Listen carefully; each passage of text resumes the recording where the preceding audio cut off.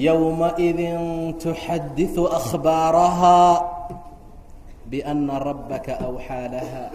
ilaahay subxaanahu wa tacaala makhluuqa markuu abuuray adduunka la keenay wuxuu ballan qaaday xayaatadan inay ka dambayso xayaato kale oo midaan ka duwan, inay ka dambayso nolol kale oo midaan aan ahayn, in la aadi doono oo laysugu tegi doono maalinta qiyaamaha, in ayadoo la qaawan yahay oo la dharla-yahay oo aan la gudnayn oo aan dacas la wadanin la soo istaagi doono macsharka qiyaamaha. maalintaa waa maalin dhib badan, maalintaa waa maalin culays badan, maalintaa waa maalin aad iyo aad u qaraar, maalintaa waa maalin cajiib leh. diyaargarow ayaan mudannahay marka in maalintaa loo diyaargaroobaa waajib nagu ah, in maalintaa loo shaqaystaa nala ka doonaya. sidaa darteed koonkaa isbedeli doona sida ilaahay tilmaamay subxaanahu wa tacaala. dhulkaan fadhinaa maanta, waan ku soconaa, gaari baa lagu kaxaystaa, waa lagu dul ganacsadaa, laakiin waa isrogi doonaa. idaa zulzilat اlardu zilzaalaha. dhulka maanta na ogol oo aan na diidanayn, dhulka maanta wax kasta aan kala soo baxno oo na ateecsan, dhulka maanta dushiisa aan ku soconayn, ku ganacsanayn, ku guursanayn, waxaan doonna ku samayno, maalin buu isbedelayaa. sida aan maanta u aragna si aan ahayn buu la soo bixi doonaa. wejiga aan maanta uga jeedna weji aan ahayn buu nagu qaabili doonaa. sidaa darteed buu ilaah yidhi arlada hadday ruxato, arlada hadday gariirto, arladu hadday dhaqdhaqaaqdo, zilzaal xoog badan oo adag, wax allaala waxa ku dul jira oo hoosteeda ku jirana bannaankay u soo tuurto. wax allaala wixii culays ahaa ama macdan ah ama bensiin ah ama batrool ama wax lagu duugay ah bannaankay isaga soo saarta buu yidhi ilaahay. waayo dadka way ka sii socdaan, noloshii cusbeed baa bilaabanaysa, cid kaloo ku intifaacaysaa ma laha. wa akhrajat اlardu ahqaalahaa. dadkeenna maanta say u jiifaan habeenkii subaxii bay soo toosaan, way ku dul socdaan, laakiin maalintaa waqaala alinsaanu maa lahaa. maxaa dhacay leeyihiin? arsay wax u jiraan? war dhulkii waan ku socon jirnay, war dhulkii waana ogolaa, maa lahaa. maxaa ku dhacay arladii maanta? war say wax u jiraan? xaalkeedu waa maxay? waqaala alinsaanu maa lahaa. maalintaa way hadlaysaa dhulka. haddaan macaasi ku samaynay, haddaan ilaahay ku inkirnay, haddaan ilaahay ku ateecnay, yowmaidin tuxadiثu akhbaarahaa. waayo biأnna rabbaka awxaa laha. intaa waxay tilmaamaysaa walaalayaal in koonkan isbedeli doono. waxaa la tilmaamayaa xaalku saan hadda aan u aragna si aan ahayn inuu isku bedeli doono. intaasoo dhan waxay tilmaamaysaa inay ummadda u socdaan oo ay ka guurayaan daar adduun una guurayaan daar aakhiro. walaalayaal aakhiro howl iyo dhibaato badan baa jira, mashaakilaad aad iyo aad u adag ayaa jira. maalinta qiyaamaha waxaa jira dhibka kan oo culus oo hooyadaa kaa carar siiya, aabbahaa ku ilow siiya, xaaskaaga aad uga cararaysii owlaaddii aad dhashay. dhibka maalinta qiyaamo jira waa dhib hooyo ciyaal dhabteeda saaran oo naaskeeda jiqaya ilow siiya, sida ilaahay tilmaamay subxaana wa tacaala.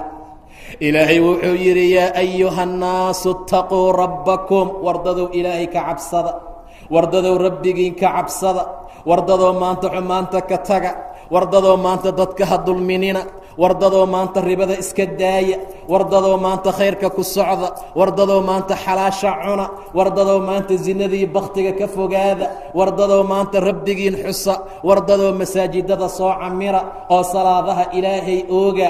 waayo yaa ayuha nnaasu itaquu rabbakum ina zalzalata asaacati shay-un cadiim.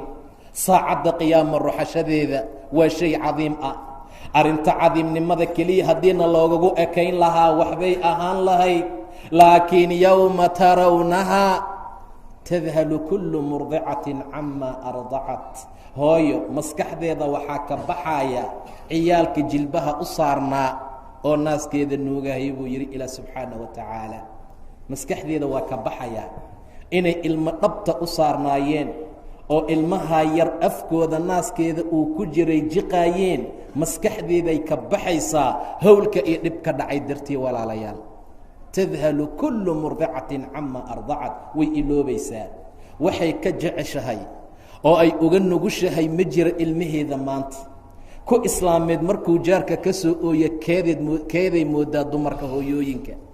mar allaala markay ilmo soo ooyaan way naxdaa, kii ayada ay dhashay u malaynaysaa. waa markuu bannaanka ka soo ooyo afkiisa naaskeedaa ku jira wixii ilowsiiye wax sahlan ma aha walaalayaal, alla baqo. wixii ilowsiiyey wax fudud ma aha. low aan ogaan lahayn xaqiiqda saan maanta ku socono kuma soconeen. waa faraxsannahay maanta ee maanta dib ha laysugu noqdo. waa la qoslaa maantaee gadaal ha loo ooyo. xumaan baa la galaa maantae dib ha loo laabto. salaadaha la daahiyaa amase laga tagaayo maanta ha loo soo degdego. watadacu kullu daati xamlin xamlahaa, uurley walba waxa uurkeeda ku jiray dejinaysaa buu yidhi ilaahay subxaanahu wa tacaala.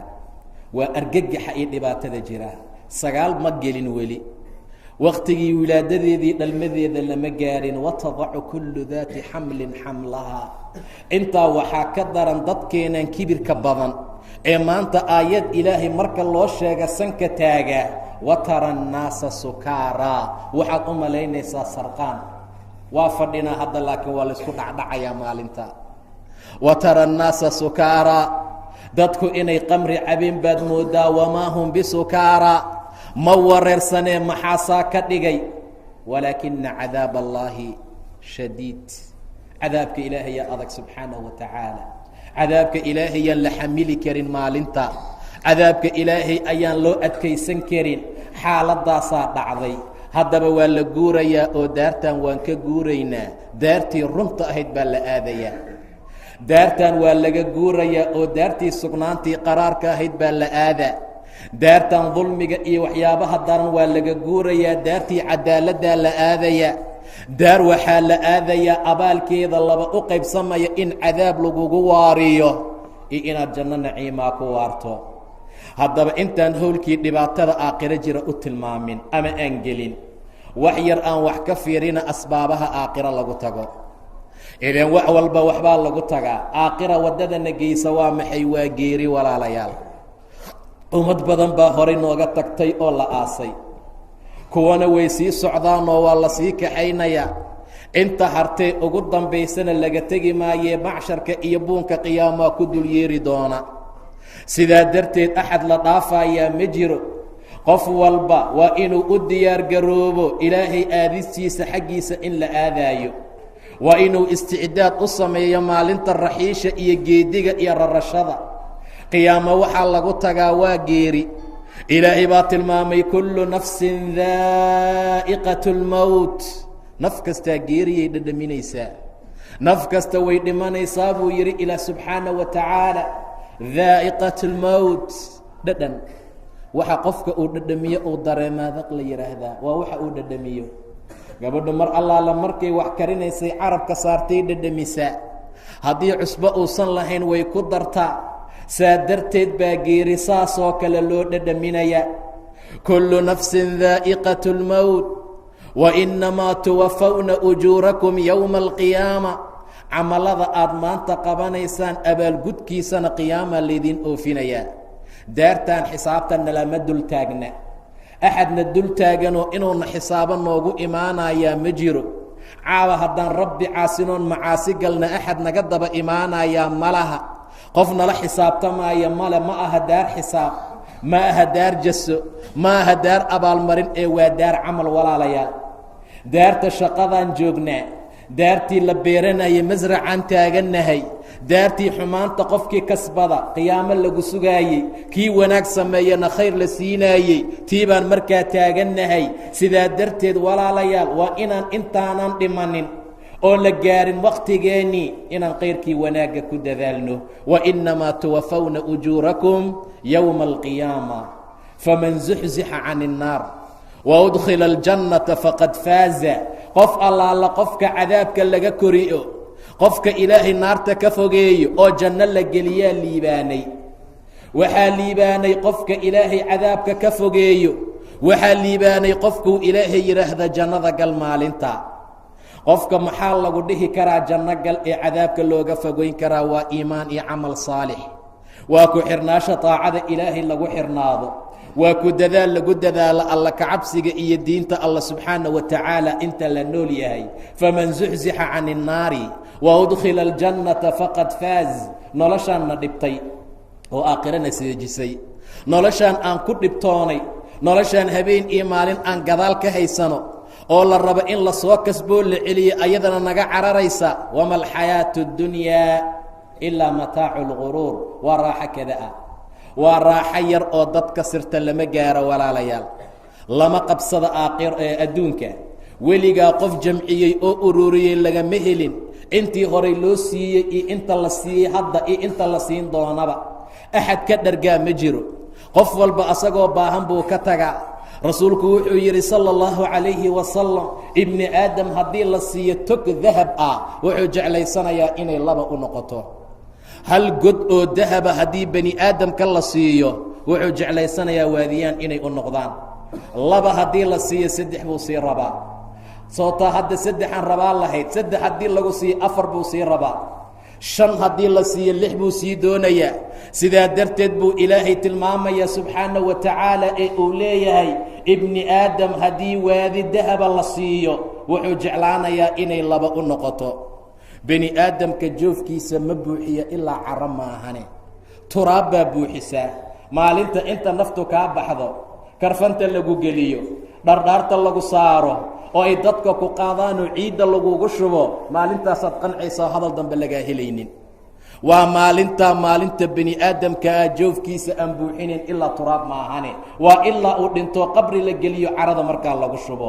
maalintaa baa laga yaabaa in hadal dambe laga waayo. saa darteed walaalayaal waa la dhimanayaa. dadku isku si uma dhintaan. qofka ilaahay inkiray ee daalimka ah ee mujrimka ah ee ahludiin noqon waaya, si xun oo saxariir iyo dhib badan baa xayaatada looga qaadaa. axadka ahludiinka ah, ahlu iimaanka ah, ahlu salaadka ah, ahlu tawxiidkaa si fiican oo hagaagsan ayaa xayaatada looga qaadaa. ilaahay asagoo tilmaamaya ayuu yidhi waannaasicaati garqa waannaashiqaati nashta. waxaan tusaalaynaynaa gabar fiican oo ahludiin ah oo xishootoo sariigatay, gacanteedana ka ilaalisay ragga ajaanibta ah. waxaan tilmaamaynaa gabar jalbaabatay oo aan caasiyad noqon oon dirac magaalada ku marin. waxaan tilmaamaynaa midaan maqribkii kalaabkii meelaha lagu tunto aadin ee gurigeeda fadhisay ama goobdiin lagu barto. waxaan tilmaamaynaa gabar baariyad ahoo waalidkeed u baari ah oo aan aflagaado iyo cay ku samaynin. waxaan tilmaamaynaa gabaraan salaadi ka tegin ilaa xilliyada ilaahay cafiyey maahana subxaana wa tacaala. sidoo kale wiil ahludiin ah oo wakhtigiisii ka faa'iidaystaan cabiraynaa. wiil ahludiin ahoo ahlu salaadoo ahlu iimaan ah, wakhtigiisa aan ku dhammayn kubad la daawado, aan ku dhammayn ciyaar meel la fadhiisto, aan ku dhammayn dumar la raadiyo, aan ku dhammayn fisqi iyo xumaan oo markaa dhimanaya. waa laba qofood, waa wiil ama gabar ilaahay diinkiisa ku socday subxaana wa tacaala. maalinta lagu soo xaadiro iimaan bay lahaayeena ha la dhaafa ma jirto, waayo waa la dhimanayaa. muslimka waa dhimanayaa, gaalkuna waa dhimanayaa. dhammaan ilaahay agtiisaa la aadayaa subxaana wa tacaala. ummad kasta ajal bay leedahay. faidaa jaaءa ajaluhum laa yastakhiruuna saacatan walaa yastaqdimuun. haddii la gaaro wakhtiga ma la soo hormariyo mana loo dibdhigo. xilligii ilaahay ugu talagalaa la qaban subxaana wa tacaala. xanuunku markuu ku bilowdo, ixtidaarka la soo gaaro iyo geerida ay ku dhacaan maxalkii ay ku dhiman lahaayeen, ilaahay wuxuu tilmaamay inuu u soo diri doono malaa'ig qiimo badan. aladiina tatawaffaahum almalaa'ika طayibiin yaquuluuna salaamun calaykum. gurigaa loo soo gelayaa assalaamu calaykum baa la leeyahay. yaa salaamaya malaa'igtii. maxay u salaamayaan? khayr buu ku dadaalay. maxay u salaamayaan? ilaahay buu ka cabsaday. waa codsanaysaa malaa'igta طayibiin ayagoo ah kuwa tiib ah, camalkoodaa tiib ahaa, hadalkoodaa tiib ahaa, waxay qabteen baa fiicnaa, waxay ku hadleen baa fiicnaa, waxay alle ku caabudeen baa tiib ahaa subxaana wa tacaala. malaa'ig baa loo soo dirayaa. markay u soo galaan bay leeyihiin salaamun calaykum, nabadgelyo korkiina ha ahaato. udkhulu ljanna jannada gala camalkaad qabateen sababtiisa. qofka saa xaaladiisu ay tahay khaatimo wanaagsan baa lagu arsuqaa. markaasay ummaddu ag fadhiyaan sida ilaahay tilmaamay subxaanaه wa tacaala, falowlaa idaa balaqat اlxulquum, naftu hadday meelaha soo gaarta ka warrama buu yidhi ilaah subxaanaه wa tacaala. xulquumta markay isugu timaado, axadka maalinta gebagabadii adduunka uu faaruqayo, saacaddan waxay ka dambeeyeen dib dambe loo arki doonin walaalayaal, dukaan dambe uusan aadi doonin, xafiis dambe uusan fadhiisan doonin, kombiyuutar dambe uusan shidan doonin. falowlaa idaa balaqat اlxulquum wa antum xiina idin tanduruun. wax kaloo la samayn kara ma laha in la eega maahane, wax kaloo awood la leeyahay ma laha. dhakhtarkii waa gabay, suu cirbad iyo wax ugu wada waa daalay, wadaadadii qur'aanka way daaleen, kuwii wax tabiibinay way daaleen, dad iimaan beelayaala hadday ahaayeen sixiroole iyo kaahin iyo nin wax fiiriyo boqol u talisan nin boka waa la daalay. wa antum xiina idin tanduruun, daymaa ka soo hartay dadkii, saasay u fiirinayaan buu yidhi ilaah subxaanaه wa tacaala. falowlaa idaa balaqat اlxulquum wa antum xiina idin tanduruun wanaxnu aqrabu ilayhi minkum walaakin laa tubsiruun. anagaa idinkaga dhow laakiin nooma jeedaan. gurigii malaa'ig baa dhex fadhisa, gurigii malaa'ig baa dhex joogta, walaakin laa tubsiruun, ma arkaysaan idinka. ilaahayaa soo diray, qul yatawafaakum malaku lmowt aladii wukila bikum uma ilaa rabbikum turjacuun. laakiin axadka dhimanaya nasiib wanaag waa wiil fiican. saan soo tilmaannay waa gabar ahludiin ah, malaa'igta saasay ugu soo wareegsanaysaa, khayr iyo wanaag baa loogu bishaaraynayaa. kelimada afkeeda ka soo baxaya ama afkiisa ka soo baxaysa laa ilaaha ila اllah, waa laa ilaaha ila اllah. laa ilaaha ila اllah buu ku dhashay, laa ilaaha ila اllah buu ku noolaa, laa ilaaha ila اllah bay ku dhimanayaan. laa ilaaha ila اllah baa lagu soo bixinayaa yowma alqiyaama in shaa allah. ma ahayn dad qalbigooda adduunka ku weynaa, ma ahayn dad say subaxa suuqa u tagaan salaad la-aan joogay oo rabbigood iloobay subxaana wa tacaala. xataa dadka suuqa aadaya ee masaajidada ka baxaya yuu ilaahay la dardaarmay, uu yidhi faidaa qudiyat الصalaa faاntashiruu fi اlardi wabtaguu min fadli اllah. tukaamadiina furta markaad dukataan, suuqiina aadoo shaqooyinkiina ku noqda, wabtaguu min fadli اllaah, laakiin wadkuru اllaha kaiira, wax badan ilaahay xusuusnaada subxaana wa tacaala. kuwaan saasay ahaayeenoo in badan bay ilaahay xasuusnaayeen. maadada iyo lacagta iyo dirhamkii doolarka lama weynayn, hadday helaanna rabbi bay ugu mahdin jireen, hadday waayaanna way ka soo laaban jireen. daar qiyaame inay jirtay ogaayeen, waa u shaqaynaayeen, waa u dadaalaayeen. maalintaasaa cabsi iyo murug ka haysay, maalintaasay aad iyo aad uga cabsanayeen. yastacjilu biha aladiina laa yu'minuuna biha wاladiina aamanuu mushfiquuna minha wayaclamuuna annaha alxaqa. dadka iimaanka leh wayba ka cabsanayaan buu dhahay ilaah subxaana wa tacaala. dadka iimaanka leh way ka argagaxayaan. intaa waxay leeyihin amay idinku timaadaa idinkoo diyaar ahayn, idinkoo xumaan ku jira, idinkoo macaasi ku jira, idinkoo xumaan dhex raadinaya, idinkoo xaaraan raadinaya. waa ka cabsanayaan. laakiin dadka aan rumaysnayn wayba degdegsiya dalbayaan, aaway may timaado. waa istiscaad iyo fogaad ay fogaysanayaan. wاladiina aamanuuse mushfiquuna minha, way ka cabsanayaan saacadda qiyaamo. wayaclamuuna annaha alxaq, inay dhab tahay bay og yihiin. idan mar allaala marka lagu soo xaadiro oo meesha ay yimaadaan, khaatimo wanaagsanna ilaahay waa ku arsuqayaa. wاnnaashitaati nashtaa, malaa'igtaa naxariistaa nafta waxay uga qaadaysaa si fudud, waxay uga qaadaysaa si aad u yar, sida sibraar ama jalmadda ama cajiinka tinta saaran sida looga qaado oo kale. waa si khafiif ahoo fudud, waa si aan mutaqaana aad iyo aad u khafiif badan. xataa nasciga iyo siibidda ha u arkaana dadka axad sakaraad xanuun badan ku jira haba ahaadee, balse raaxuu dareemayaa. rasuulka sala اllahu calayhi wasalam wuxuu yidhi qofkii jeclaada la kulanka ilaahay, ilaahay la kulankiisuu jeclaadaa subxaana wa tacaala. laakiin qofka la kulanka ilaahay naca, ilaahay la kulankiisuu naca. gabadhii saxaabiyadda waxay tiri yaa rasuul allah kullunaa nakrahu اlmowt, dhammaanteed dhimasho waa necebnahay, waa nagu sandulo, waa nagu qasab maahane qof jecel ma jiro inuu dhinto. rasuulku wuxuu yidhi sala اllahu calayhi wasalam saa ulama jeedi. qofka iimaanka leh ee ahludiinka markuu dhimanaayo waxaa loo bishaareeyaa raadi ahaashada ilaahay agtiisa uu ku leeyahay. nimcada ilaahay xaggiisa u taalla ma jiro shay uu kaga jecel badan yahay inuu ilaahay la kulmo. la kulanka ilaahay buu jeclaadaa, markaasuu ilaahay la kulankiisa jeclaadaa subxaana wa tacaala.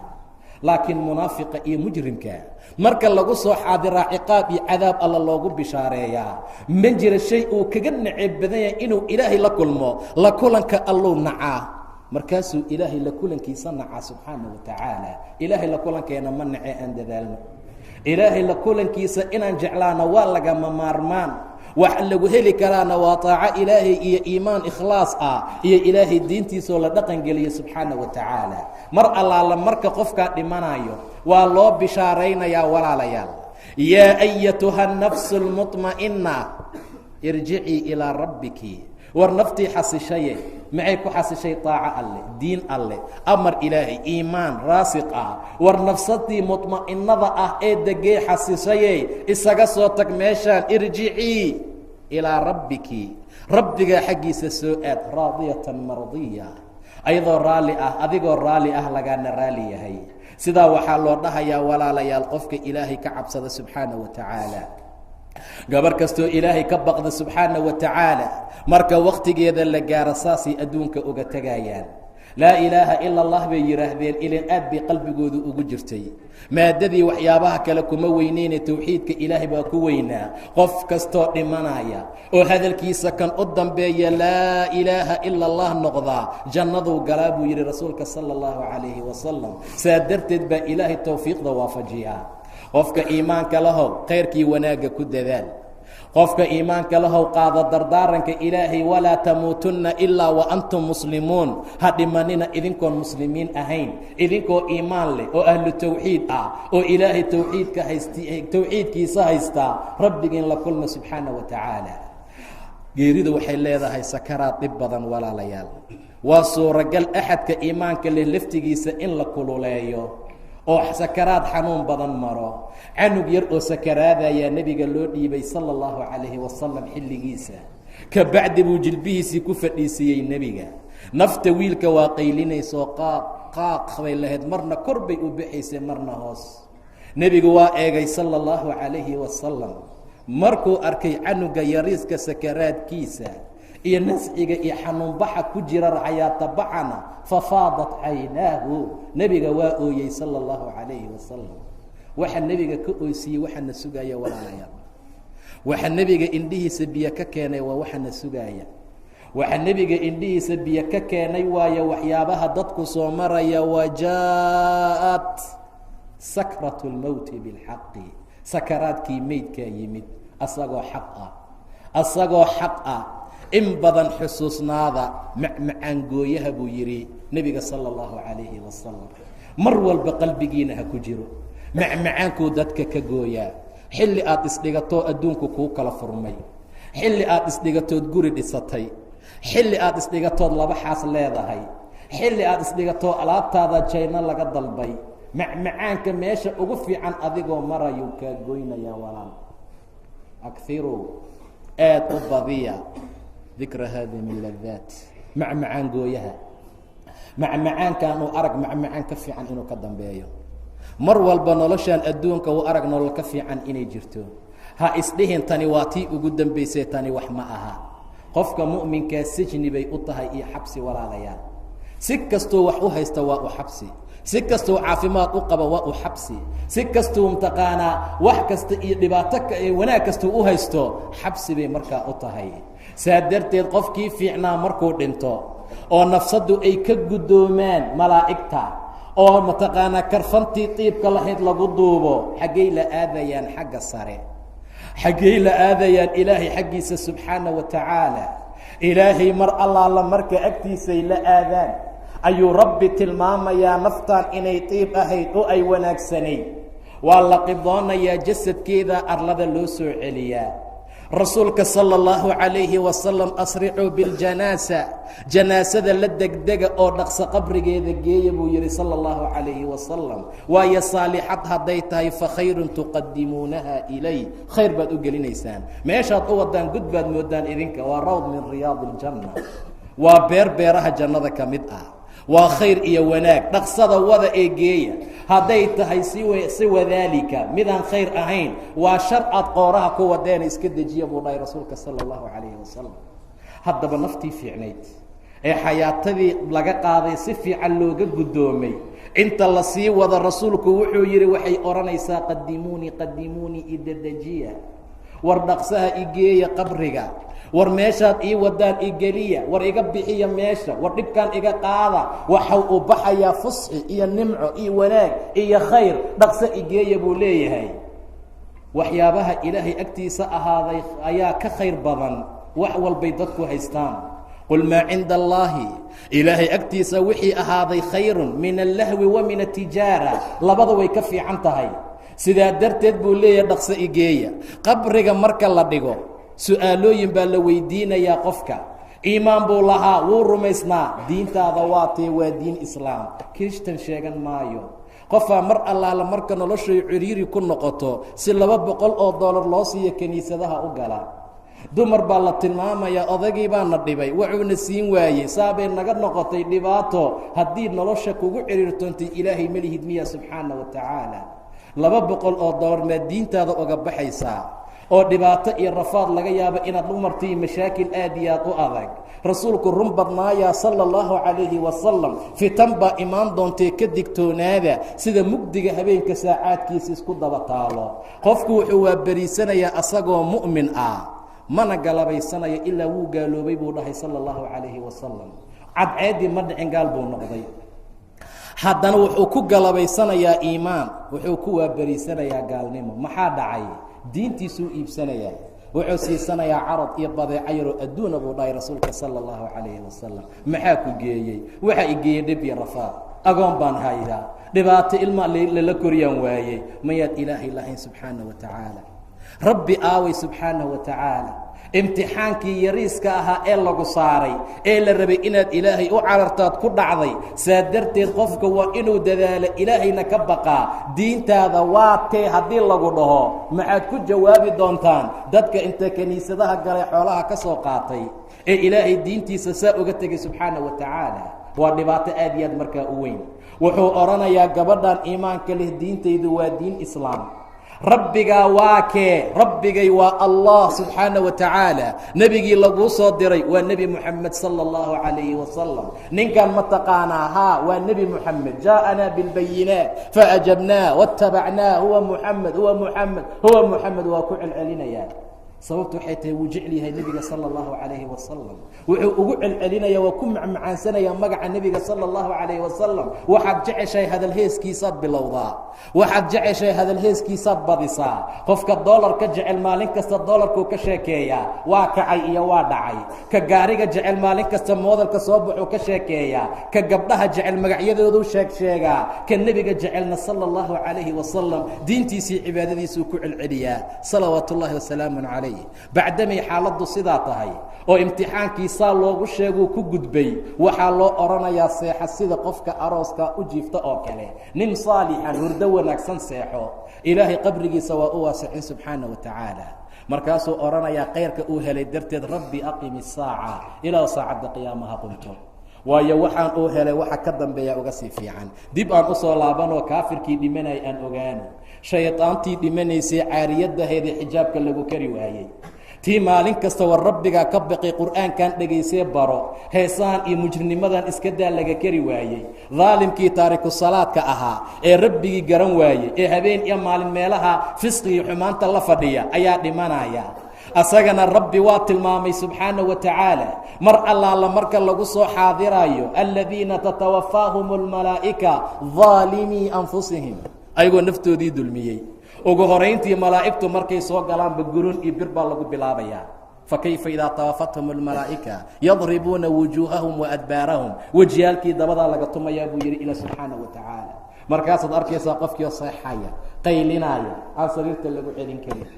qofkii baad arkaysaa isbedelay oo doorsoomay. qofkii baad arkaysaa si kalii qaabdara markaa u yaala, lagu tufiyey, wax kasta lagu sameeyey. sida ilaahay tilmaamay subxaana wa tacaala, kalaa idaa balagat اtaraaqiya waqiila man raaq. yaa tufaaya, xaalad fara ka bax baa la taagan yahay. wax qaban karaa male, waa dhalinyaro, wuu labisan jiray. maqribka ayaa intuu dhexda xirto masaajidkoo la tukanayo agtiisa saa u mari jiray. kibirnimo ka weyn ma jirto walaalayaal. ku soo leexa masaajidka, rabbigaa ka cabsa subxaana wa tacaala. camal iyo waxaana sugaya xisaabtan, waa la baxayaa oo sakaraad baa imaanaya, dhimashaa la marayaa. khaasatan kaaga sii daran dhallinyarada gobol ka mida, ilaahiina ka cabsada. albaabka masaajidkuu soo maraya, waa la tukanayaa, 2 gabdhood buu dhexda uga jiraa. markaasaad moodaa xuralcayntii ilaahay tilmaamay inuu markaa ku dhex jiro subxaana wa tacaala. waa dulminimo. xaya cala asalaa, iimaankii waa takbiiranayaa, allaahu akbar buu leeyahay. 40 takbiirood qof allaala qofkii la qaabila imaamka ilaahay beri ahaashuu siiya subxaana wa tacaala. abaalgud baa la siina. xaggee u socotaa? xaggey ku wadaa shaydaantan iyo daalimadan? xaggeed amarkeeda u qaadanaysaa? maxay kaa difaaci doontaa, ay kaa ilaalin doontaa? isla markay soo galaan buu yidhi ilaahay malaa'igta oo dhibaatada asaga uu saaran yahay, nasciga iyo xayaato baxa dhibka badan uu ku jiro, ayay leeyihiin dadka maraaq yaa tufaaya. wadanna annahu alfiraaq, inuu baxayo yaqiinsadayba. waa yaqiinsanaya qofki inuu sii socdo. yaqiin xaqiiqa ayuu og yahay inuu tegaya. wadanna annahu alfiraaq, faaruqitaan. yuu faaruqayaa ehelkiisii, yuu faaruqayaa xoolihiisii, yuu faaruqayaa dadkiisii, yuu faaruqayaa qabiilkiisii, yuu faaruqayaa jameecadii markaa ku dhex jiray. dhammaan waa ka wada baxayaa. wadanna annahu alfiraaq. sidaa darteed buu ilaahay tilmaamay subxaana wa tacaala in lagu adkaynaayo xayaata baxa. waannaasicaati garqan, garqiga waa maashood iyo dhib aad iyo aad u badan baa xayaatada looga qaadaya. waa axadka mujrimka ah. sidoo kale buu ilaahay tilmaamay dadka daalimiinta markay dhimanayaan say xaaladoodu noqonaysaa, ayagoo mujrimiin ahoo aalim naftoodii dulmiyey. siday xaaladoodu noqonaysaa kuwa marka la oofsanayo oo ay ku jiraan fii khamaraati اlmowt. naftu waa celinayaa, naftu way diidantahay inay baxdo, waxay ku kala cararaysaa jirka. markaasee malaa'igta akhriju, waxay baasiduu aydiihim, gacmahooda intay u taagaan bay leeyihiin xoog looga soo bixinayaa. akhrijuu anfusakum, waa laga soo dhufanayaa. macnaha laa ilaaha ila allah baan lagu karin dheh. sow laa ilaaha ila allah u dhaha wuxuu ku jiraa shahiid iyo dhibaato kale. nasci xayaata bax buu ku jiraa. laa ilaaha ila allah ma awoodi karo, ma garan karo meeshuu u socda iyo meeshuu ka yimid, ma ogaan karo sida xaaladiisu ay tahay. ka damca inuu hadlana hadal aan qiimo lahayn buu ku hadlaa. war meeqaa sakaraad ahayd oo dhimanaysoo yidhi mar allaala marka laa ilaaha ila allah la dhahay, qolaa sigaar codsaday walaalayaal in loo shigo. waa khaatima xumo. qolaa codsaday odayaalnimo intay da-gaareen tubaaka in la siiyo. waa xayaatadii ugu dambaysay. xayaata bixi taqsiim buu rabaa in afka loo geliyo. ma xilli af sigaar laysku geliyaa la joogaa? midaa dhahaya aaway mataqaanaa xoolahaygi, midaa dhahaya aaway tukaanadaydi, midaa heesaaya oo xayaatadii uga baxaysaa. ilaahay subxaana wa tacaala qof kasta wuxuu ku soo saaraa calaa maa maata calay, wixii ku dul dhinto. dadaa adduunka ka shaqaystay walaalayaal, dadaa rabbigoo tegey ayagoo qiimo iyo wanaag badan. rasuulku wuxuu tilmaamay qof kasta waxa uu ku dhinto in lagu soo bixin doono. axadka dagaalka ilaahay jidkiisa lagu dagaalamo ku dhinta, dhiiggii soo socda ayaa la soo saaraa buu yidhi nebiga sala allahu calayhi wasalam. ha iga dhaqina, janaasaha iiga tukanina. sababtu maxay tahay? waaba nool yahayba. saasuu ku soo baxayaa. midabka dhiigga waa midabkii zacfaraanka, uduga ka soo baxayna waa miski oo kale buu dhahay nebiga sala allahu calayh wasalam. tuutihiisuu xihan yahay. ilaahay buu difaacay diinkiisa. waayo axadka jannada ka hor istaagi karaa, shahaadadiisuu gacanta ku wataa. ninaa nebiga la xajiyey, carafaa la taagnaa, faraskiisii buu ka dhacay, qoortay ka jebisay, waa dhintay. biyo iyo gobku dhaqa buu dhahay nebiga sala allahu calayhi wasalam. labadiisa go-na karfan uga dhiga, madaxa ha ka daboolina, udug iyo catarna ha marinina, waayo xaramkiisuu weli baaqi ku yahay. ilaahay waa soo bixinayaa maalinta qiyaama mulabiyan labayk allahuma labayk, labayka laa shariika laka, isagoo dhahaya. nin labayk labayk dha albaabka jannada ka istaag, adiga waa ka labayk allahuma labayk. waa khaatimo wanaagsan. labayka laa shariika laka labayk, asoo talbiyeysanayo qabriga ka soo baxayaa buu dhahay nebiga. madaxana ha ka daboolina, catari udugna ha u marinina. maxaan ku soo bixi doonaa annaka walaalayaal? see ku soo bixi doonaa? inaan isqabana waa mudannahay, inaan khayrkii wanaagga laasimno waa shay muhiim ahoo lagama maarmaan ah. In ilaahay khaatimadeena wanaajiyo waa shay muhiim ah. Sababtu waxay tahay wanaagga iyo khayrkaasaa lagu gaaraa. Waa la garaacayaa dhibaato iyo mashaakil, wuxuu dhinac maray wax allaala wixii khayr iyo wanaag ahaa waa samayn waayey. Wuxuu ku dhintay si qaab darro ah oo dhib badan. nasci iyo dhib kasta halala maree naftii way bixaysaa. nafta khabiidka ah ee qurunka ah kor bay aadi waana laga soo celinayaa.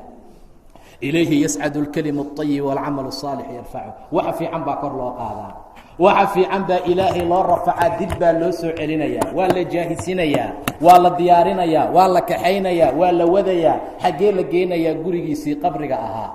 qabriga mar allaala marka loo sii wado naftu hadday xun tahay waxay odhanaysay halaagaygiiyo xaggeed ii bixinaysaan, war xaggeed ii wadaan. waa qaylinaysaa buu yidhi nebiga salى اllahu عalayhi wasalam, xataa idaa jaءa axadahum اlmowt qaala rabbi irjicuun. gadaal io celiya. xaggee laguu soo celinaa? ajashii waa dhammaatay. xaggee laguu soo celinaa? meeqa cimri lagu siiyey? xaggee laguu soo celinaa oo aada rabtaa? rabbi irjicuun.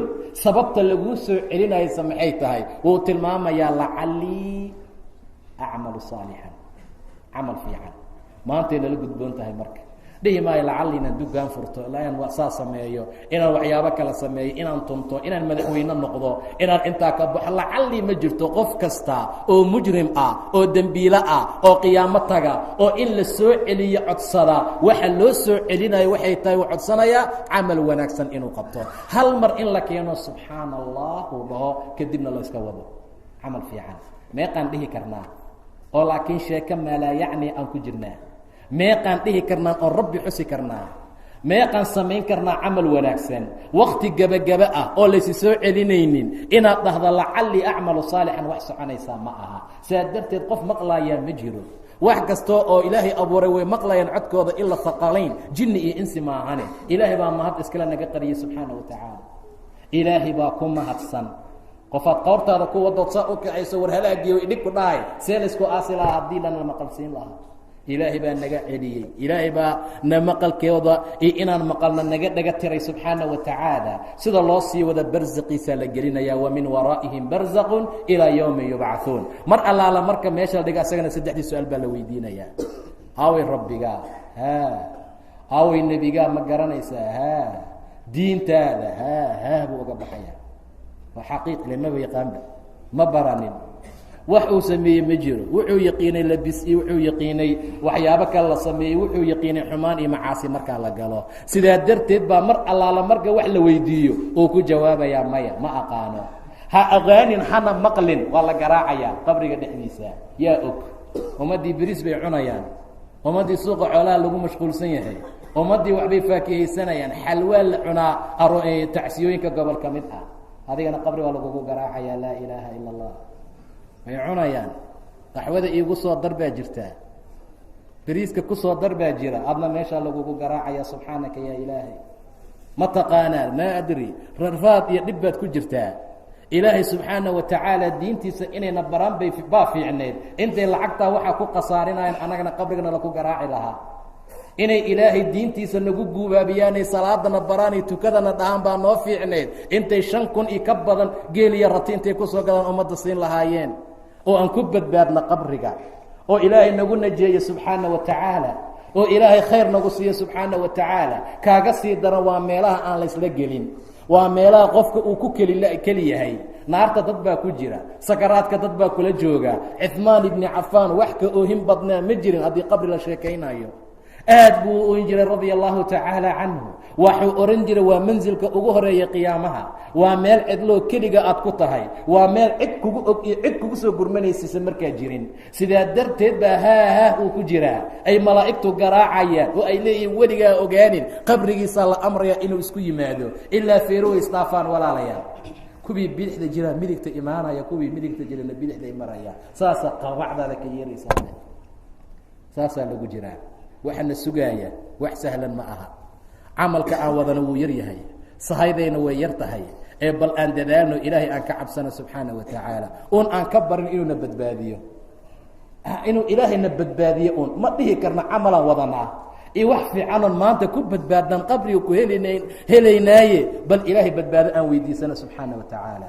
xaalku markuu meeshaa maro, walaalayaal, waa gebageba waa laysu soo bixinayaa xayaatadii dhabta ahayd ayaa laysku soo bixinayaa ahwaashii iyo howlkii iyo shiddadii qiyaama bilaabanaysa dhibaato fara badan ayaa la marayaa maalinta qiyaamo istaaggeeda iyo meesha la istaagaayo waa maalin culus waa maalin aad iyo aad u dhib badan rasuulku wuxuu yidhi salى اllahu عalayhi wasalam yuxsharu الnaas dadka waa la soo aruurinayaa dadka waa laysku keenayaa ayagoo qaaqaawan ayagoon gudnayn ayagoon dacas iyo kaba wadanin baa la soo aruurinayaa buu dhahay nebiga salى اllahu عalayhi wasalam kamaa bada'naa أwala khalqi nuciidu dharka aan wadano yaa watay markuu dhalanayay waa ma jiro gawaarida aan wadano yaa watay markii la dhalayo waa ma jiro baqaarada noo furayay u furnaayeen markuu soo baxayo ma jiro xataa gacmuhu saasay u laabnaayeen ciyaalkii rarka markay dhalanayn waad aragteen wax ay haystaan ma laha waa qaawan yahay markuu dhalanayo waa mataqaanaa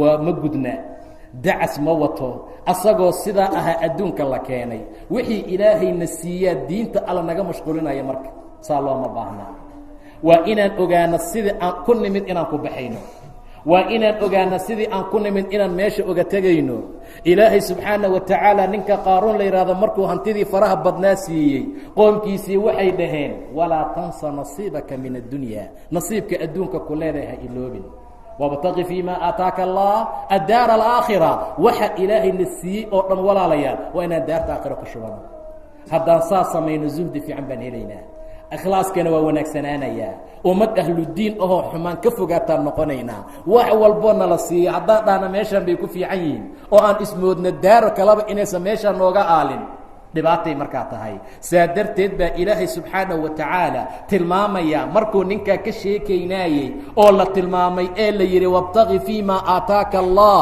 addaara alaakhira walaa tansa nasiibaka min addunya nasiibka adduunka aad ku leedahay ha hilmaamin waxa guri ah ayaad u baahan tahay wixii aad ka guursan lahayd carruurtaada waxaad ku korsan lahayd dhibaato kuma sugna ha ka iloobin laakiin raadi aakhira ha iloobin qolaa inta waa fasiraynaa dhahay aayaddaa walaa tansa nasiibaka min addunya waxay dhaheen waxaa loola jeedaa karfan cad iyo 2 mitirka dhulka aad ku leedahay wax kale maba laga wadaba ila adduunka wax kale kuma lihid saacaddaadii waa laga furayaa dahabka inanta waa laga furayaa dukaankaagii waa lagaa leexinayaa wixii oo dhan dhaxal bay wada gelayaan xaqiiq waxaad ku leedahay mitiraadka dhulka iyo karfanta cad wax kale maba jiraba wax kaloo lagaa raacsiinayaa ma laha kistaan asagaa shaqaystay maalin buu usoo dhididaye bal qabriga ha loo geliyo barkinta hoosteeda ha loo dhiga ma jirto haddii ay dhacdo axad inay lacagi uga dhacdo dib baa lagu faagaya lagaga soo saaranaya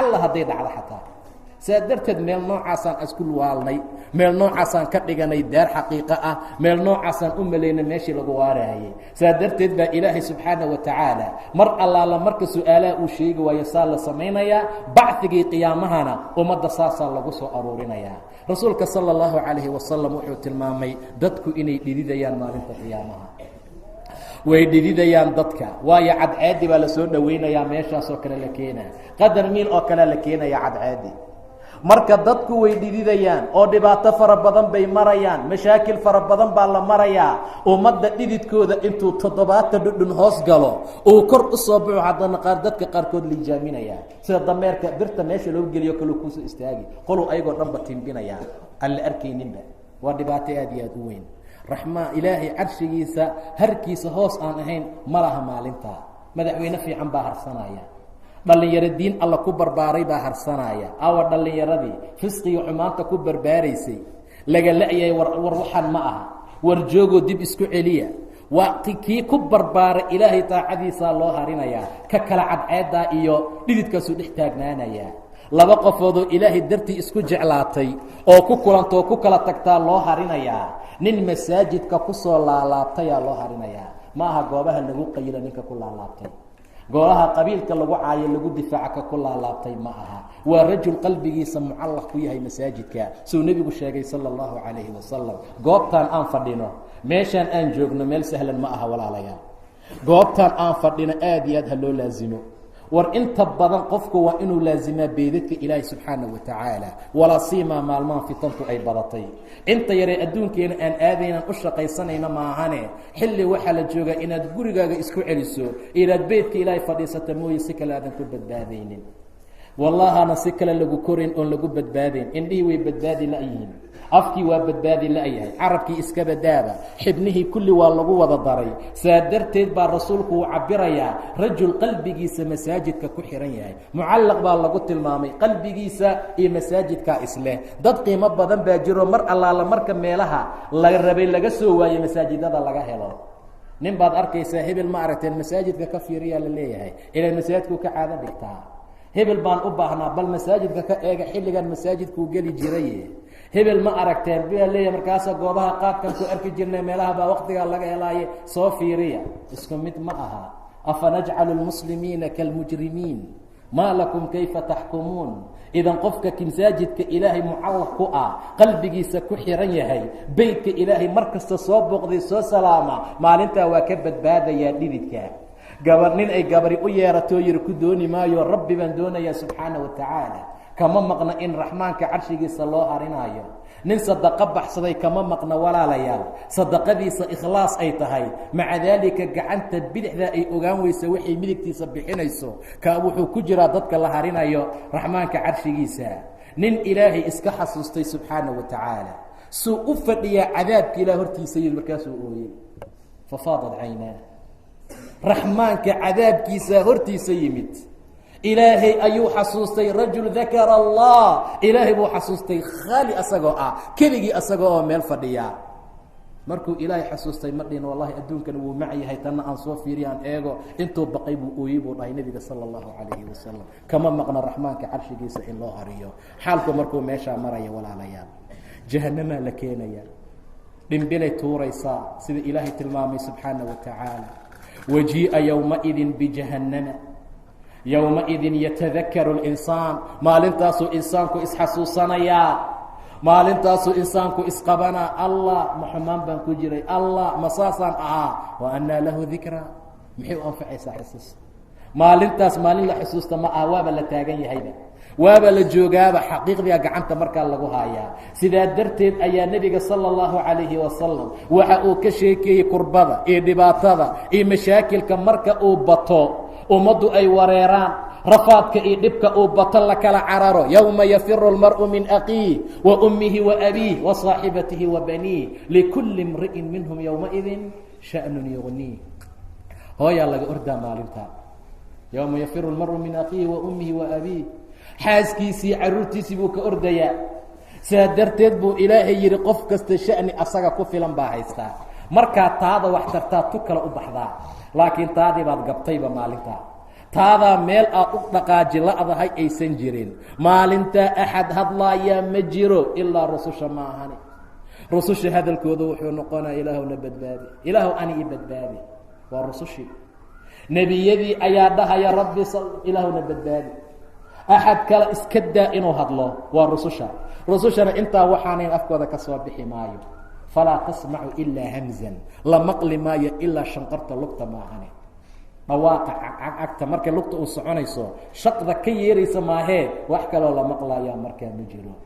yowmaidin yatabicuuna daaciya laa ciwaja lah wakhashacat اlaswaat falaa tasmacu ilaa hamzan. dadka dhan way khushuucayaan, ilaahay baa loo khushuucayaa. dadka dhan way dulaysan yihiin, dadkao dhan way cabsanayaan.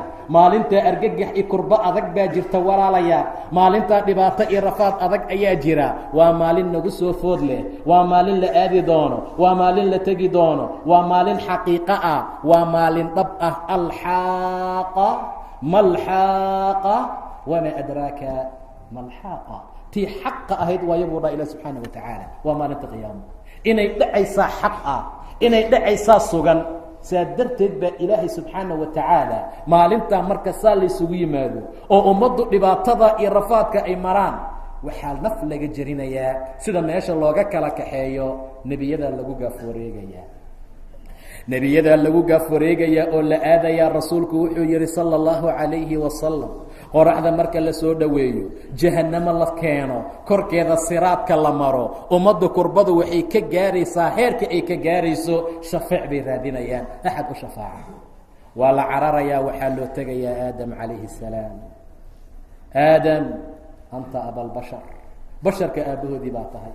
ilaahaya gacantiisa kugu qalqay oo ruuxdiisii kugu afuufay malaa'igta say u ammaanayaan ilaan dad dan leh waa qof raba in wax loo qabto ammaan baa intay gees uga bilaabaan gees uga geynayaan aadam wuxuu odhanayaa waa xaqiiqo intaa way jirtaa laakiin rabbigay maanta ma hortegi kari aniga ilaahay maanta carada uu carooday weligii ma caroon mana caroon doono wixii ka dambeeya kiis baa ii yaala waa nebi aadam calayhi salaam dembi baan galay ilaahay aan la hortegi karin geed baa layga reebay cunitaankiisa kii baan cunay kaabaan maanta la gabanaya ani laf ahaantayda ilaahay waa ka cafiyey qaala rabbanaa dalamnaa anfusana wain lam takfir lana watarxamna ama rabbanaa inanaa dalamnaa anfusana haddaadan noo dembi dhaafin oodan noo naxariisan khaasiriintaan ka mid noqonaynaa ilaahay waa ku soo laabtay aadam waa laga towbo aqbalay tiibuu weli la baqayaa aadam calayhi salaam war aniga maanta ma u tegi kari ilaahay war qofaan ani ahayn aada nafsii nafsii waa nebi aadam calayhi salaam nebi aadam baa odhanaya naftayda ilaahay ha i badbaadiyey qofaan ani ahayn aada waxaan ixsaan idinkugu samaynayaa nuux utaga nuux baan idin tilmaamayaaye markaabay nuux aadayaan nuux baa la ammaanayaa intaasaad qoomkaagii joogtay samaaka allah cabdan shakuura addoon shugrin badan baa lagugu magacaabay intay ammaanaan buu leeyahay fursad baan lahaa qoomkaygii baan ku habaaray waa markay gaalnimada badiyeen axadka markuu dhimanayo odayga wiilkiisa intuu gacanta ka soo qabtuu nebi nuxuu keena u dhahaya aabbay baa iiga dige iska ilaali kana faqaaluu laa tadarunna aalihatakum walaa tadarunna waddan walaa suwaacan walaa yaquuha wayacuuqa wanasra inta ha ka tegina way isku dardaarmayaan markaasaa nuux wuxuu yihi rabbi laa tadar cala alardi min alkaafiriina dayaaran ilaahu hal wareega ha uga tegin adduunka dhammaan baabi'i gaalo waayo haddaad uga tagta yudilu cibaadak walaa yaliduu ilaa faajiran kafaaran mana dhalayaan kii la dhala waa ka gacanta laga soo qabanaya dha kan aabbee iga diga iska ilaali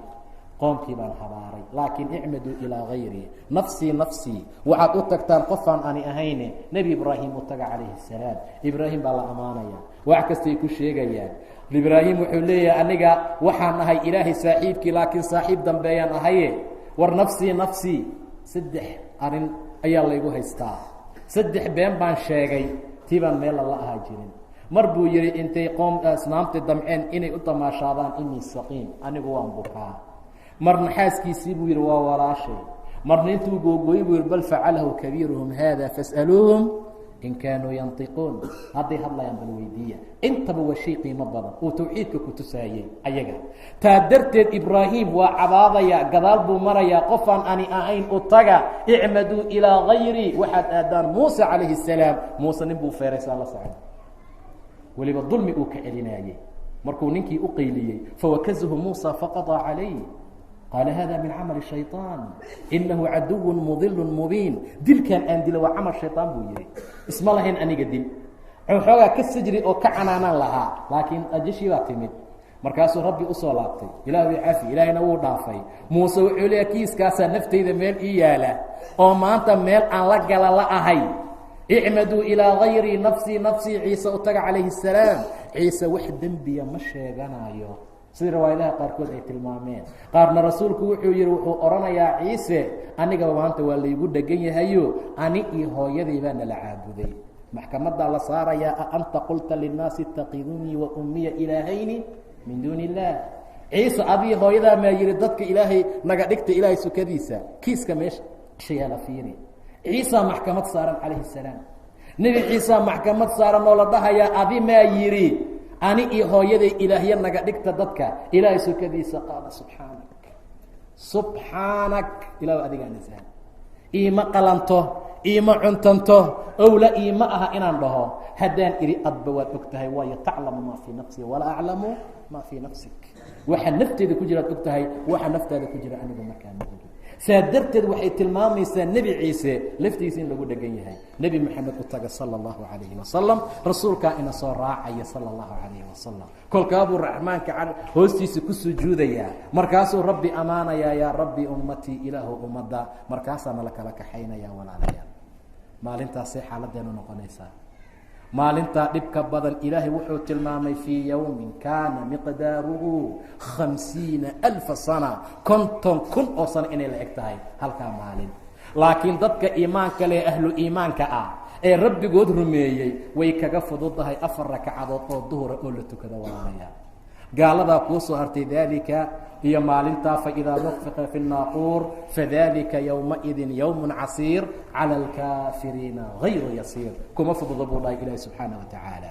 markaasaa jahanamo inta la keeno walaalayaal ayaa madax ka soo baxay tadcuu man adbara watawallaa dad buu u wacanayaa fulaan ibnu fulaan kaalay ilaya fulaana ibnu fulaana kaalay sida lagu fasiro aayadda gobol ka mid ah tadcuu man adbara watawallaa qofka maanta dib jeediyey xaya cala asalaa xaya cala alfalaax la dhahayo bannaankaa maray ilaahay diintiisii qaadan waayey maalinta qiyaamo u diyaar garoobi waayey magaciisaa meesha laga yeerinayaa ilaya bay leedahay xaggee u socotaa gurigaaga waa kana ogow ku talagalo walaalayaal maalintaa waa las miisaamayaa war qof walbo miisaankaaga xasanaadka suu cuslaado ku dadaal maalin kasta miisaan baa is saarnaa waa isfiirnaa inta kilograam aan markaa nahay laakiin aaway miisaankii camalkeena camalkii in la miisaamaa qiimo badan faأmaa man haqulat mawaasiinuhu fahuwa fii ciishaةi raadiya وأmaa man khafat mawaasiinuhu faumuhu haawiya miisaankaasna waa jiraa oo dadka la deginayo wanadacu اlmawaasiina اlqisط liywmi اlqiyaama falaa tadlimu minhu nafsa shayئa naf aan wax ka dulminayna mala buu dhaha ilah subxaanaه watacaala hadday tahay midqaala xaba oo min khardal ah ataynaa biha wakafaa bina xaasibiin wax layska dulminaya ma jiro wax allaala waxaa samaysatay waad helaysaa intaa waxaa ka sii xiga haddana kitaabaa la qaybinaya cadaaladda jirta un baa lagu sheegaya cadaaladda jirta darteed kitaabihiina laka qoraa qof kasta la siinayaa sida ilaahay tilmaamay subxaanaه watacaala mar allaala marka meesha la yimaado oo xaaladdu dadku isku yimaadaan mujrimiintii baad arkaysaa mushfiqiina mima fiih wayaquuluuna yaa waylatanaa ma lihada اkitaab kitaabkan maxaa waa laa yugaadiru saqiiraةa walaa kabiiraةa ilaa axsaahaa wawajaduu maa camiluu xaadira saqiira kabiira maxay ku fasireen saqiira qaar baa waxay dhaheen waa tabasum waa doolad cadayn kabiirana waxay dhaheen waa qosolka caadiga ah labadaa haddii meesha lagu soo qoray maxaa dhiman labadaa haddii meesha lagu soo qoray dulmigii kale aaway taariq salaadnimadii aaway fisqigii macaasidii aaway khamriye cabkii aaway ilaah caygii aaway xaasidnimadii aaway bulshadii la dhibay aaway wixii oo dhanba haddii intaa meesha laga helay wax kaloo dhiman markaa ma jiro faأmaa man uutiya kitaabahu biyamiinihi qolaa gacanta midigta laga siinaya qolana waxaa laga siinayaa gacanta bidixda ah ama waraa'a dahrihi markaasay halaag iyo hubuur iyo qaylo u wacanayaan buu dhahay ilaahay subxaanaه watacaala walaalayaal macsharkaa qiyaamaha dhibaatadaa faraha badan waxay sugayso dhagxaanta iyo buuraha iyo shimbiraha iyo geedaha ma aha annagayna sugaysaa annaka waay waxa nalaku dulfulinaayo waa annaga waxaa la raba in maalintaa aan ka cabsano waa annaga waxaa la raba maalintaa inaan u diyaar garowno khayrka iyo wanaaggana aan badino gebagabadii markii lasoo gaaro malaa'igtii meeshay wada taagan yihiin silsiladay nala gaaf wareegayaan axad baxsanayaa ma jiro dadka dhan way wada cabsanayaan indhihii way wada qushuucsan yihiin qalbigii waa gariirayaan wadnihii way boodboodayaan qaar baa kan xamaha iyo xanaajirta soo gaaraya waa kaadimiin ummaddii oo dhan dhib iyo rafaad baa ka muuqdaa xaggeed noqon doontaa masiirkaaga ummaddu saasay markaa ku fikirayaan ilaahay wuxuu odhanayaa wamtaazu lyawma ayuha almujrimuun soocma marka mujrimiine in allaala intii mujrimiin ahayd dhinac bixdaa usoo baxa wamtaazu lyawm ayuha almujrimuun alam achad ilaykum ya bani aadam anlaa tacbudu shayطaan inahu lakum caduw mubiin miyaanan idin dhihin oon idinla ballamin aadan ilmihiisiiyow shayطaan ha caabudina shayطaanku waa cadow mubiin ah waan icbuduunii hada siraaط mustaqiim miyaanan idin dhihin aniyo caabuda buu ilaahay leeyahay waa waddo mustaqiim ahee walaqad adala minkum jibilan kafiiran makhluuq badan buu shayطaankii dhumiyey afalam takunuu tacqiluun haadihi jahanam gurigiini waa kaasa intiina mujrimiin ah aqalka meesha aad gelaysaan guriga aad seexanaysaan haadihi jahanama taasi jahanamo waay waa tii aad beenin jirteen gala maanta kufriga aad kufriseen ku gala marka laba ummadda loo kala qaybinayaa walaalayaal labadaas ilaahay wuxuu ku tilmaamay suuratu zumar aayadaha ugu dambeeya wasiiqa aladiina kafaruu ilaa jahannama zumara waa gebagabadii in allaala intii kaafiriin noqoto ilaahay inkirtoo diidayna waa la quminayaa oo malaa'igta intay kaxaysaa waxaa loo wadayaa jahanamo dhankeeda ayagoo zumar iyo koox iyo jamaacaad ah xataa idaa jaa-uuhaa markay tagaan ayaa futixat abwaabuhaa albaabeedii loo furfurayaa malaa'ig baa taagan wa qaala lahum khasanatuhaa markay indhaha saaraan bay leeyihiin alam ya'tikum rusulun minkum waa loo baqayaa war maxaa dhacay war meeshan aad timideen ma taqaanin horta albaabkan aad u soo socotaan waa albaabkii jahannamo waa gurigii ugu xumaa waa meel laysku abaalmariyo meesha ugu dhib badan miyaysan rusul idiin imaanin alam ya'tikum rusulun minkum yatluuna calaykum aayaati rabbikum rabbi aayaadkiisa idinku dul akhrisaa wayundiruunakum liqaa'a yawmikum haada maalintaa la kulankeeda idinkaga digta qaaluu balaa inkiritaan ma jirto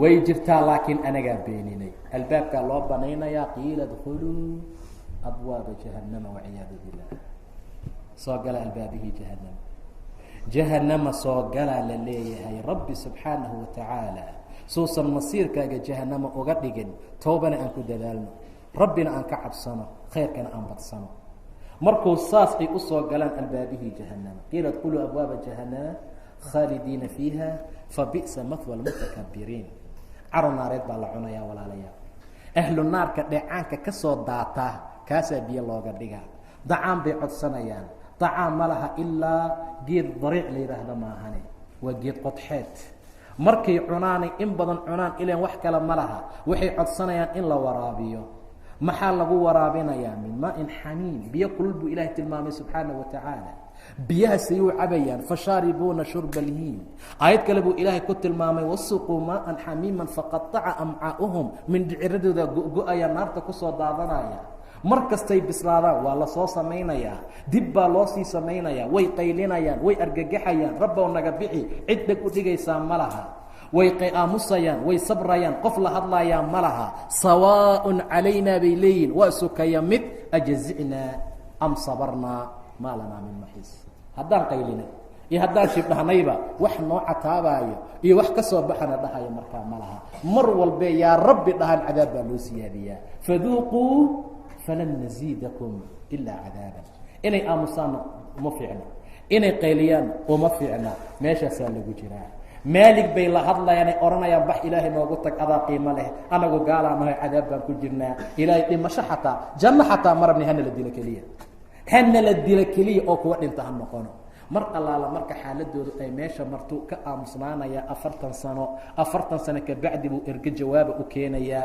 40 sanoba ha ka aamusnaaday haddii albaabaha loo ballaqi lahaa oo soo baxa la dhihi lahaa waxbay ahaan lahayd qaala inakum maakifuun xaggee u socotiin waad waaraysaane ma guri kalaad meesha ku leedihiin ma jirto yaa soo haray wasiiqa aladiina taqow rabbahum ila aljannati zumara intii aan ka sheekayno daaco ku dadaashay rabbigood ka cabsatay khayrka ku dadaashay waa la kaxayna ayagana xaggee ila aljanna zumaran xataa idaa jaa-uuhaa wa futixat abwaabuha malaa'igtiibaa ag taagan maxay leeyihiin salaamun calaykum shalay markay dhimanayeen salaamun calaykum qabrigay ku jireen salaamun calaykum jannadii bay ku tilaabsanayeen salaamun calaykum markay galaan waalmalaa'ikatu yadkhuluuna calayhim min kulli baab salaamun calaykum bimaa sabartum salaam unbaa ku socota ayaga salaam baa ku socota ilaa ilaahay uu soo salaamo subxaanahu watacaala ilaa ilaahay soo salaamo salaamun qawla min rabbi raxiim raxiim rabbi raxiim xaggiisa salaam uga imaanaysaa jannadii markay yimaadaan baa la dhahayaa salaamun calaykum dibtum fadkhuluuha qaalidiin waxay ku helayaan maa laa caynun ra'at walaa udunun samicat walaa khatara calaa qalbi bashar qofkii raba inuu jannada ku helo maanta ha shaqaysto gabadha doonaysaa dahab baa ka dhumay dahab baa dhibaatay u qabaan wax kastii ayuuto kasta waa loo galay ilaahay diintiisa waa looga tegay say dahab u heli lahaayeen aroos kasta way galeen say dahab u heli lahaayeen dahabka jannadaa rabbi ku qurxin subxaanahu watacaala yuxallowna fiiha min asaawira min dahab ayaa la siinaya laakiin shaqay u baahan tahay saasaa markaa loogu jiraya ahlu jannuhuna jannadaasay ku jiraan ahlu naarkuna naartaasay ku jiraan ahlu jannuhu ilaahay la hadlaa ma idiin qabtaa wax kale maxaa idin qabtaa oon idin sameeya rabbiyo maxaa naga maqan miyaadan indhaheena caddayn miyaadan jannana siinin waxaadan qalqi siinin baad siisay markaasuu ilaahay odhanayaa maanta wixii ka bilowdaa raadi ahaashadeeda idiin waajibtay mana idin caroonaya subxaanahu watacaala waridwaanu min allaahi akbar jannada iyo raadiahaashada raadiahaashada ilahay baa wey subxaana watacaala ridwaan iyo raadiahaasha ilahay bay helayaan rabbi baa ku soo laabanaya war wax kale ma idin qabtaa maxaan idin sameeya ahlu jannoy rabbo wax naga maqan ma laha kashafka iyo xijaabka u dhaxeeya asaga iyo ayagu ilaahay furaya subxaana watacaala rabbi bay si toosa u arkayaan subxaanaه watacaala. wujuuhun yowmaidin naadira ilaa rabbihaa naadira, rabbiyay eegayaan subxaanaه watacaala. wwujuuhun yowmaidin baasira tadunnu an yufcala biha faaqira. indha ilaahay lagu arko waa indha xaq lagu fiiriyey, waa indha macaasi aan lagu eegin, waa indha aan xaraan lagu fiirinin, waa indha ilaahay dartii loogu ilmeeyey, waa indha ilaahay dartii xaqa iyo wanaagga loogu fuliyey. ma jirta shay ay kaga jecel badan yihiin aragtida raxmaanka ah subxaana watacaala. ilaah xaqaanu ka baryaynaa inuu xaqana na waafajiyo, aragtida ilaahayna nagu arsuqo subxaana watacaala. kuwa ilaahay arka inuu naga dhiga maalinta qiyaamo, taasaan ilaahay ka baryaynaa. qolo kale laga xijaabaya oo dhinac la marinayaa, qoladaana ilaahay naguma daro subxaana watacaala. gebagabadii iyo aqiiran waxaa dhacaysaa in ahlu jannaha ilaahay uu dhaho yaa ahlu janna labayk, way soo qaylinayaan. yaa ahlu naar labayk, ma taqaanin, waa meydkii geeridii baa la tusayaa, kabsh wan oo kale inta laga soo dhigo. waanu naqaanaa, ilan way soo dhadhamiyeene. waxaa lagu gowracayaa jannada iyo naarta inta u dhaxaysaa. yaa ahlu janna khuluud laa mawta fiih, waa waaraysaan, geeri ma jirto. yaa ahlu naar khuluud laa mawt, waa argagax iyo dhibaato badan oo meeshii markaa kasii ah. rabbiga xaqa waxaan ka baryaynaa inuu xaqana waafajiyo, hawlka iyo dhibaatada qiyaamaha jirana inuu ilaahay naga badbaadiyo subxaana watacaala. ilahay waxaan in badan weydiisanaynaa asmaa'diisa wanaagsan iyo sifooyinkiisa sarsareeya inuu noogu dembi dhaafo. maalintaa dhibaatada iyo rafaadka jirana inuu ilaahay noo sakiro, noo fududeeyo. ilaahay subxaana watacaala maalintaa hawlkii dhibaatada jirta inuu markaa ilaahay naga badbaadiyo. qoladaa jannada lagu abaalmarinaysa inuu ilaahay naga dhigo ayaan ilaahay weydiisanaynaa. aragtida raxmaanka kuwa lagu arsuqana rabbigeen ha naga dhigo. intii xanuunsana ilaahay caafimaad taama allah siiyo, intii kurbaysan kurbada allah ka qaado, intii dhibaataysan dhibka allah ka faydo. ilahay waxaan weydiisanaynaa dembigeena iyo dhammaan qaladaadkii aan galnay inuu naga saamaxo, shar iyo shayطaan inuu ilaahayna dhinac mariyo, fitantii dhibaatooyinka jirtana inuu ilaahay naga badbaadiyo ayaan ilaahay weydiisanaynaa subxaana watacaala. nin jamaacada muslimiinta ka mid ah oo isbitaal ku jirana wuxuu soo codsaday in loo duceeyo, ilahay caafimaad taama inuu siiyo. marka jamaacada u duceeya insha allah, asagana ilahay caafimaad taama allah siiyo. wabilahi towfiiq wallahu subxaanahu watacaala aclam.